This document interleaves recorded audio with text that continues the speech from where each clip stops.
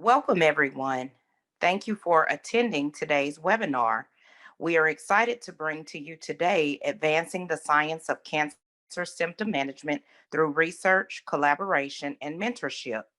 I would like to introduce today's presenter, Dr. Kathleen Griffith, PhD, MPH, CRNP. She is an associate professor of nursing at the George Washington University. She studies symptoms related to cancer and its treatment with a focus on reducing racial disparities in outcomes of treatment for pain and associated symptoms. She is also a practicing oncology nurse practitioner who works with patients experiencing late effects of treatment, including neuropathic pain, weight gain, and functional decline. She received her PhD from the University of Maryland, Baltimore, and completed her postdoctoral fellowship training in health disparities at the Johns Hopkins School of Nursing. Her research program is focused primarily on better management of pain and related symptoms through exercise. Examples of her research include an ongoing randomized controlled trial of exercise to reduce chemotherapy-induced peripheral neuropathy, a completed mindfulness-based weight loss intervention for African American survivors of breast cancer, and a newly funded home-based exercise intervention for management of post-thoracotomy neuropathic pain in veterans with lung cancer. Her long-term research goal is to test a comprehensive program of self-managed exercise and nutrition to minimize treatment-related symptoms, improve function, and enhance quality of life in survivors of cancer. I bring to you Dr. Griffith. Thank you so much, Tamika. This is such a pleasure for me to join you today to talk about a topic that's of great importance to me, which is the research enterprise and the necessary reliance that we have on both collaboration and mentorship to sustain research funding. And so I was asked to provide my perspective on one area that I study, and its evolution of the research program, which has happened in conjunction with the work of so many other people, including dissertation members at the University of Maryland, my postdoc mentors at Hopkins, and my faculty mentors as a faculty member at the University of Maryland and now at George Washington University. Funding has increased the ease with which we complete research, but without all of these collaborators, many of whom have also been mentors, none of this work could have ever been completed. Next slide, please. I've been practicing in oncology, hate to admit it, since 1987, first as a registered nurse and later as a nurse practitioner. I love patient care, and I still practice 1 day a week at GW Cancer Center, where most of the patients I manage receive both chemotherapy and radiation at the same time, so they're very sick. Before I entered my PhD program, I directed a large symptom management program at the University of Arkansas for medical sciences, and I worked with many patients who had pain, which was usually accompanied by fatigue and, in many cases, disability. Interestingly, though, many of these patients who had the most pain and disability were not the older patients. And so the idea of looking at age in conjunction with symptoms has been of great interest to me and continues to be. Next slide. So I wanted to help my patients in ways that extended beyond medication management for pain or referral to, say, a psychosocial oncology group for fatigue and depression. I completed my PhD program in nursing in 2006, armed with basic training in the scientific method. And then I had plenty of ideas and a lot of energy to address problems with pain and other symptoms for patients with cancer. I went on to receive excellent faculty support and mentoring during my postdoc. And then once I finished that, I felt like my pot of gold was within reach. And I think for us who do science, it's that career legacy. What kind of research are you going to do that's going to make an impact on patient care, policy, or other types of outcomes that are of importance to the individual scientist? However, next slide. By the end of my first year as a faculty member at the University of Maryland, I felt more like this, confused, alone, and without direction. My postdoc mentors were long gone. They were on to other things. And the faculty with whom I was working, although they had some interest in my research ideas, they wanted me to be teaching as much as they were and to be contributing in other ways to the faculty mission. And so with these other responsibilities and the mentoring support kind of having fallen away in my new faculty position, I felt a little bit lost. So I had to come up with a plan, which is on the next slide. So the first thing I did was try to get a better picture of where I was going, where I was going so that I could make a plan. And my area of greatest interest remained in pain and functional disability that often came associated with that pain.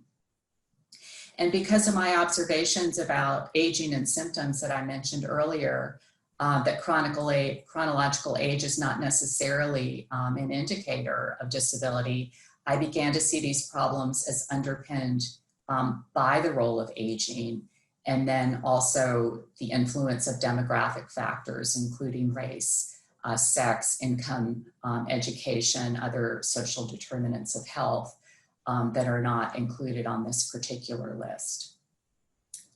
Next slide. In particular, I was fascinated by a certain type of nerve pain called CIPN, or chemotherapy-induced peripheral neuropathy. And this type of pain is common for many drugs used to treat our most common cancers, breast cancer, lung cancer, colon cancer, for example. It's often debilitating and sometimes permanent, and oftentimes the pain medications you would think to use are not effective at all. And then next slide.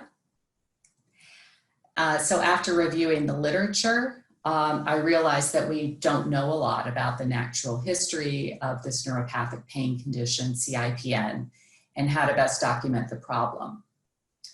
So I started to reach out again and look for partners, look for collaborators. I partnered with neurologists who treated the problem clinically and weren't very successful, not because of a lack of skill, but because of a lack of understanding of the phenomenon and the failure of most pain medications to even reduce the difficulty that they're experiencing with suffering.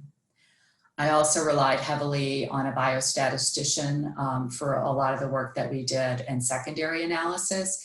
And during this period, we did receive small amounts of funding that were sufficient to complete our descriptive work, a small grant from the American Cancer Society, and then actually a pilot project on a larger center grant for pain studies at the University of Maryland.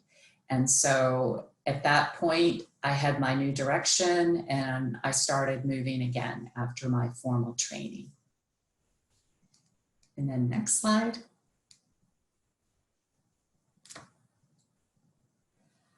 So here's an example of some of the work that we did finish together with my new collaborators. And, you know, some of these author lists are rather large, but you'll see some similar names pop up. And some of the larger lists are related to extended work groups where data were derived.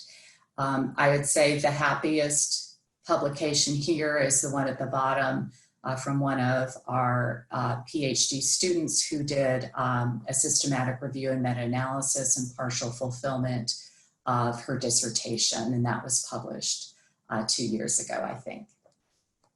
Okay, next slide. So in thinking further about this CIPN problem after chemotherapy, And having contributed to the literature with mentors and collaborators who trained me, I considered the problem of pain against the general backdrop of comprehensive cancer care and the problems that exist in our specialty of oncology, as well as in our healthcare system that do not support the best patient care that I think we can have. Next slide. The Institute of Medicine and other prestigious public policy organizations have been concerned about the lack of continuity in cancer care for some time. Multiple specialists are involved along this continuum of care, but they don't communicate well with each other in a way that affords a comprehensive plan of care for the patient. And then the patient is often left to struggle with symptoms and other problems during that survivorship phase, which is that third box over when they've completed formal cancer treatment. Next slide. As it relates to survivorship and rehabilitation needs of the patient after treatment, that many of which cause physical and other related symptoms, we're still in the dark about how common disability and inactivity are in this population. And if you follow the cancer literature at all, we have about 15 million people living in this country with a history of cancer. We do know that physical activity is important for every single one of us, and especially after cancer, because in addition to the cardiovascular and functional benefits that all of us derive from exercise in the setting of cancer, better physical activity is associated with reduced recurrence rates and mortality risk in many cancers. But collaboration is required among these oncology specialists and exercise scientists and others to establish standard rehabilitation practices, and we haven't done that yet. Next slide. So it occurred to me, is this gap among those of us who are committed to providing rehabilitation services to cancer patients caused by our lack of collaborative efforts towards this goal? And the more I thought about it, the more I realized that that was probably the case. And so I needed to find a way to develop new connections with people who were in a position to help address this rehabilitation, this unanswered rehabilitation question as a team. So let's move on to talking about what collaboration is. The Oxford Dictionary defines it as the action of working with someone to produce or create something. And I think that we're all generally aware of that definition. If you look at scientific collaboration, it's much more precise in the definition. It's an interaction taking place within a social context, a social group, among two or more scientists that facilitates the sharing of meaning, completion of tasks with a mutually shared superordinate goal. And I actually had to go back and look up what a superordinate goal is, because it also has a very precise definition.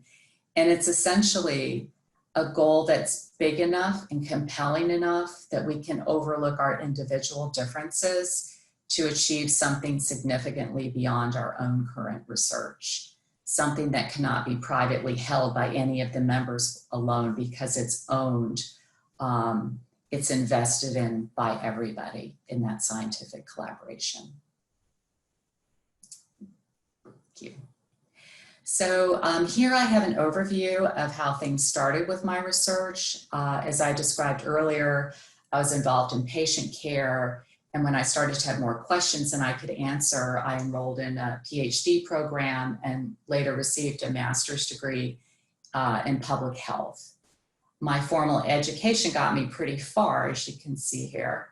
As a postdoc and later as a faculty member, I hired students to support my research and collaborated with this kind of standing small group of academic scientists I described earlier who had similar interests in CIPN. And you can see I have the little guy back up there next to the PhD, all full of energy and stuff. But then I get into this academic role and there are some things that are missing.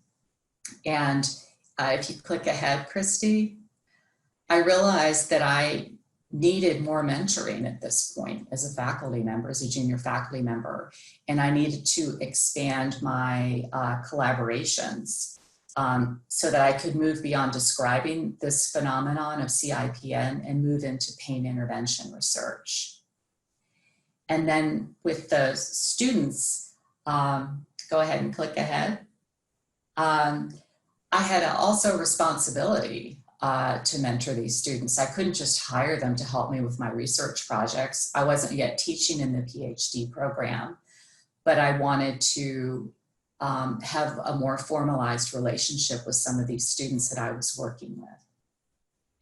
So in this phase, it represents more of an informal education process. And go ahead and just click once more, Christy. Great, thank you. Through collaborations with students and faculty, as well as that essential PhD student mentoring. So all of these on the right-hand column are the critical inputs that allows, I think, complete flourishing of an academic research career. Next slide, please. So mentorship is another word that's an indelible part of personal and professional growth. The Cambridge Dictionary describes it as the act or process of helping and giving advice to a younger or less experienced person.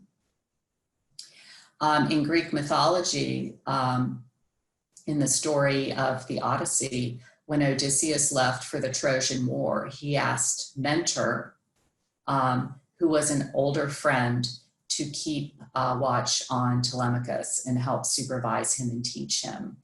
Thus, Mentor's name is passed into the English language as a synonym for a trusted teacher or counselor. And I like that story a lot. Mentoring in science is much more nuanced than the general definition and involves engaging in activities to move that trainee towards an independent research career. So sharing knowledge, supervising work, helping to establish collaborations for the future, and then working to help them to get to that next level in the career. Next slide, please. So in my mind, collaboration and mentoring cross-taper, and that just is a term that we use when we're transitioning patients from one treatment to another. So to me, it means that at the beginning of the research career, there's a lot of mentoring. And as collaborations grow, the need for mentoring decreases, but doesn't go away altogether. In fact, I believe that for established scientists, collaboration and mentoring become enmeshed and less formal because they're occurring reciprocally at all times. Next slide, please. So I moved into new collaborations with scientists who provided the expertise to test exercise as a non-pharmacologic approach to pain management.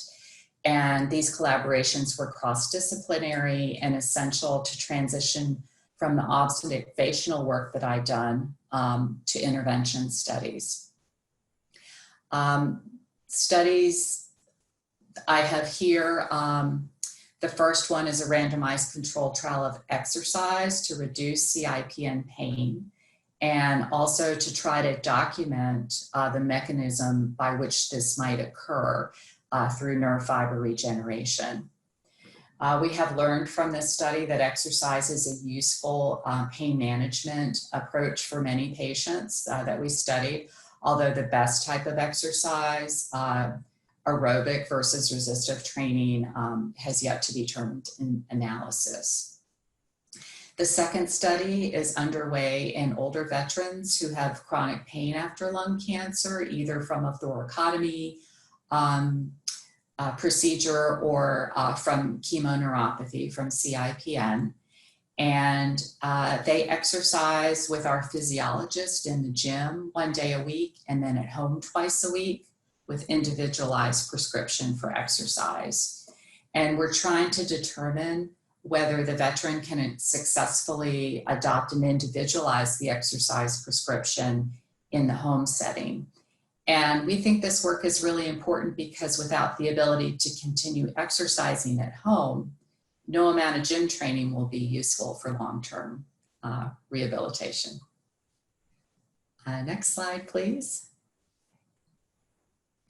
So about 10 years ago, I joined the research group at the Baltimore VA in geriatrics. As part of my faculty role at GW, I spend about 30% of my time there. This group has been very important for my research activities because of the large interdisciplinary team of investigators, many of whom work across studies to support the other principal investigators. I joined the VA as a research health scientist, and over time our group has become successful in obtaining federal funding for cancer trials. And if you just move ahead on this one, Christy. Our team consists primarily of neurologists who have expertise in pain testing, oncology and symptom science experts who understand cancer as a disease and how patients adapt to the diagnosis, both physically and psychologically, and exercise scientists who are absolutely essential for implementation of any physical rehabilitation program. And then just move ahead once more. So our work together in cancer rehabilitation research will hopefully achieve eventual comprehensive program of rehabilitation in the field. And again, that career legacy I've been alluding to in my work is really where I would like to go and what I'm hoping to accomplish long term.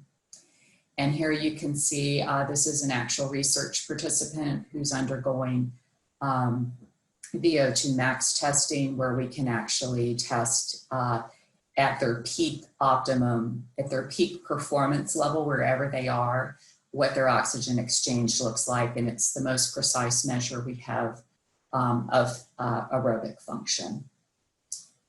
Very similar to an exercise stress test. Next slide, please.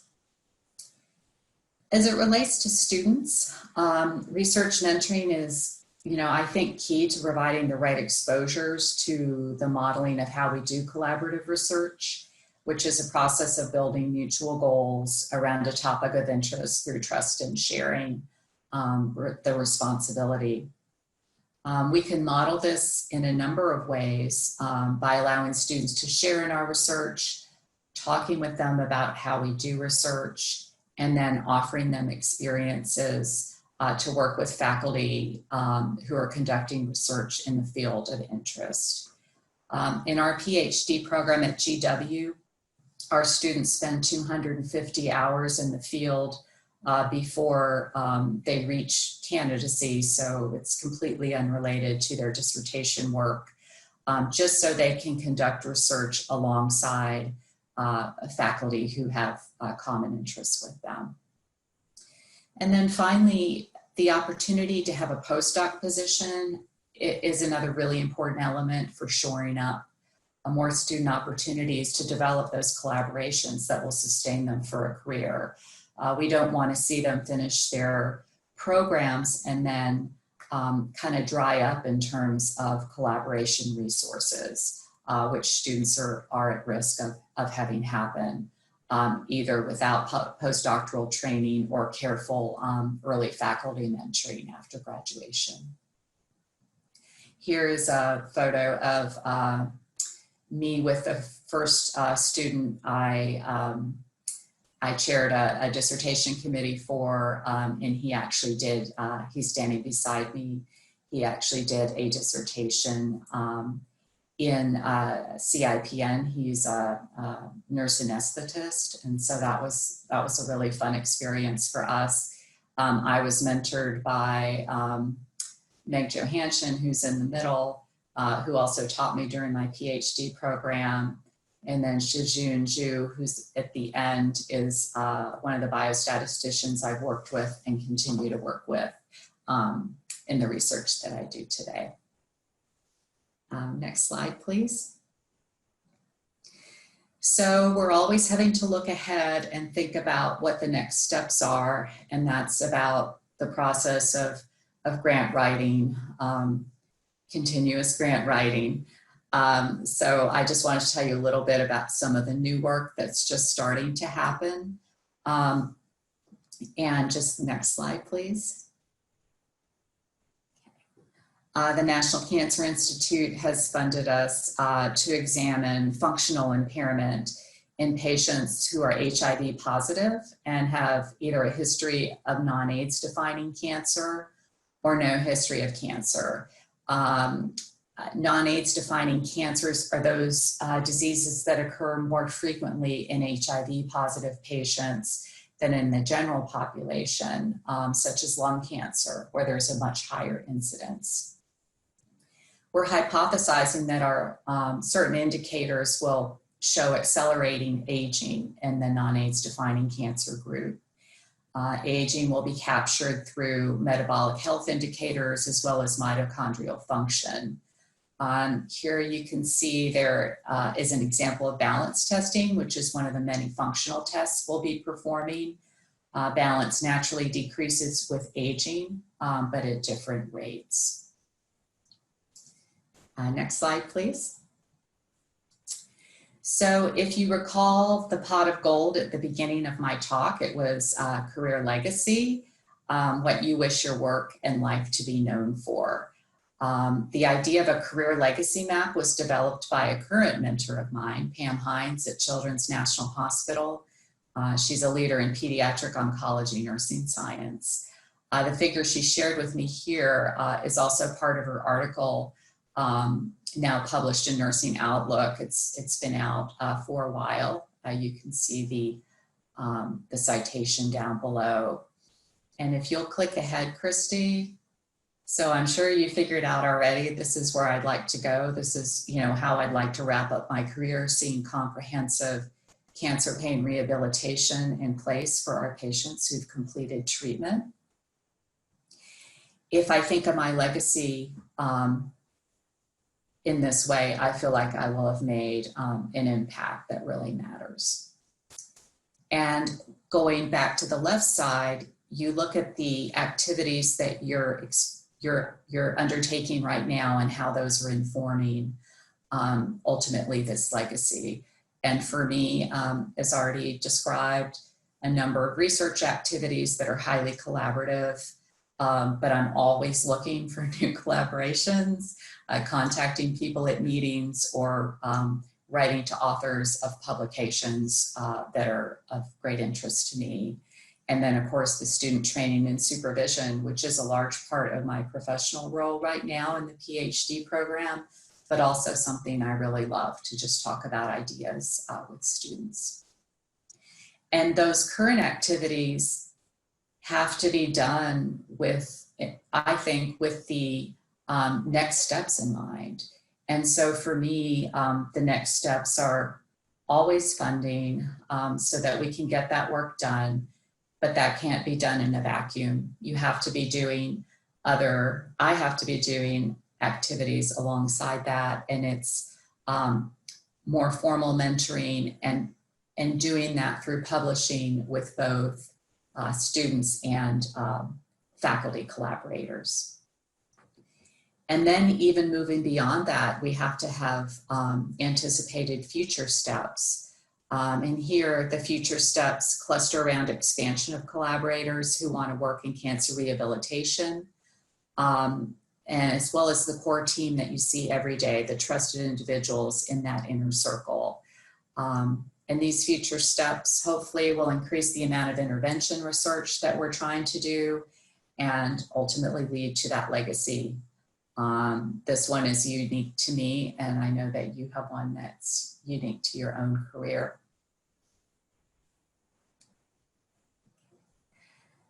So as we wrap up here, I just wanted to thank a few people. This list isn't exhaustive, but I did put a few pictures in there to put faces to some of the people that have been so important to me so far in my career. At the bottom where the faculty mentors section is, from left to right, is Alice Ryan, who's an exercise physiologist, Laura Mastella, who is a nurse practitioner with intensive care unit background who is very involved in all of our teamwork at the VA. And then Charlene Hafer-Macco, who's a neurologist, also at the VA. These are some of the team members at our VA group. And we're standing in front of one of the VO2 max tests where you saw that participant earlier.